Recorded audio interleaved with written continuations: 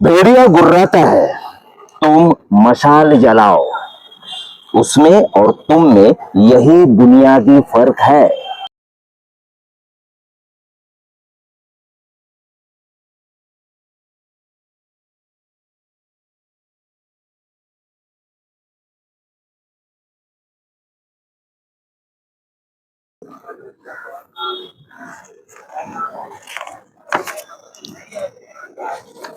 नमस्कार दोस्तों, कैसे हो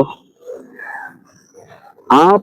थंबनेल देखकर आए हो तो आपको पता है कि आज मैं आपके लिए कवि सर्वेश्वर दयाल सक्सेना जी की एक कविता पढ़ने वाला हूँ।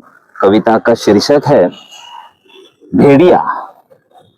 तो कविता कुछ ऐसी है, जरा ध्यान देके सुनना दोस्तों, और सोचना अपने इर्द गिर्द जो आजकल माहौल बना हुआ है, उस माहौल में कौन भेड़िया है और वो भेड़िए का काम क्या है, हमें क्या उसके खिलाफ करना है, तो सब सोचिए। मगर पहले कविता ध्यान से सुनिए। मैं आपके लिए पढ़ रहा हूं सर्वेश्वर दयाल सक्सेना जी की कविता भेड़िए।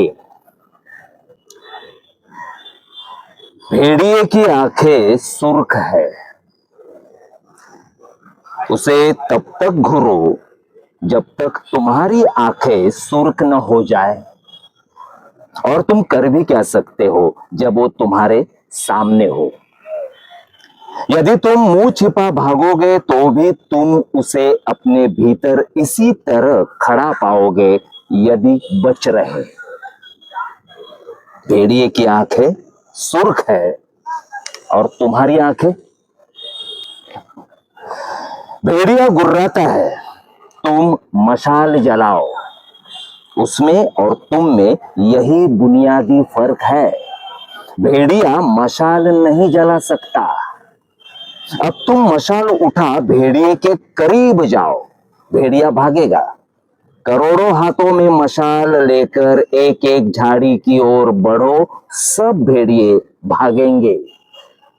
फिर उन्हें जंगल के बाहर निकाल बर्फ में छोड़ दो। भूखे भेड़िए आपस में गुर्राएंगे, एक दूसरे को चीथ खाएंगे। भेड़िए मर चुके होंगे और तुम। भेड़िए फिर आएंगे, भेड़िए फिर आएंगे। अचानक तुम में से ही कोई एक दिन भेड़िया बन जाएगा, उसका वंश बढ़ने लगेगा। भेड़िए का आना जरूरी है, तुम्हें खुद को पहचानने के लिए, निर्भय होने का सुख जानने के लिए, मशाल उठाना सीखने के लिए।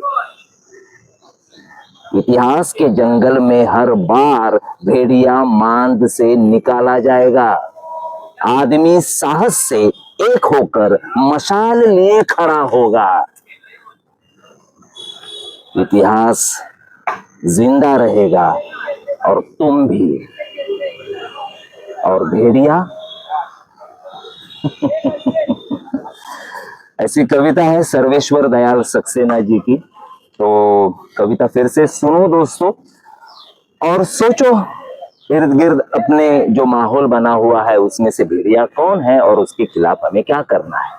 तो चलो नई कविता के साथ फिर एक बार मिलना होगा। तब तक के लिए tata, bye bye, sayonara, bye.